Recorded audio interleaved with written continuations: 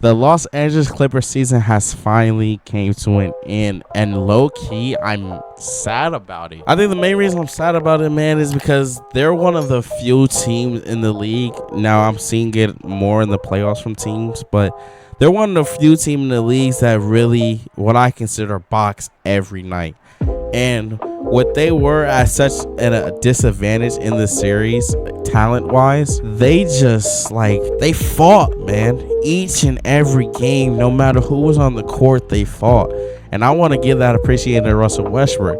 On the channel, I'm not the biggest Russell Westbrook fan in the world, but to see him play as hard as he can without his two best players on his team, for majority of this series, and really have to, I don't want to say go back to his Thunder days or whatever, but he had to really get in his bag and go crazy just for them to stay in the game, and he did it, and I really appreciate that more than I thought I would. I mean, he had games where he had 35, bro.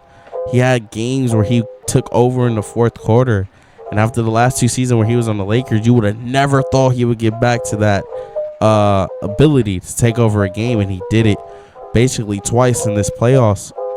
And it's really cool to see. Shout out to the Suns for winning. They scare me a lot with their defense. Offense, I really don't worry about. I trust that it's going to start. And they went on a stretch of 25 to 9 points. I forgot. I think it was in the third quarter. Pretty sure it was third quarter. They went on a 25 to 9 stretch. So their offense is never a problem. It's just their defense has moments where they won't get a stop for 5 minutes, and they'll just give up buckets. So they're going against the Nuggets, so that's going to be interesting. We'll talk about that in another video. But to stay on the Clippers, obviously the season ended up the Clipper fans and Clipper Kingdom community, whatever you want to call it, ended up, health played a big factor in it. Of course, it's unfortunate, but it's time to question the future of the Clippers. Number one, they'll be playing in their own arena next season, so that's pretty cool. But what is next for the roster? They can't afford to bring back Russell Westbrook with the current roster they have. So it's going to be interesting to see how that works out. Hopefully they bring back Russ, because I think he's a perfect point guard for that team. He works well with Kawhi and Paul George. The chemistry is going to get in there. He already got it between Paul George and Russ, so building the chemistry with Kawhi. But, oh my God.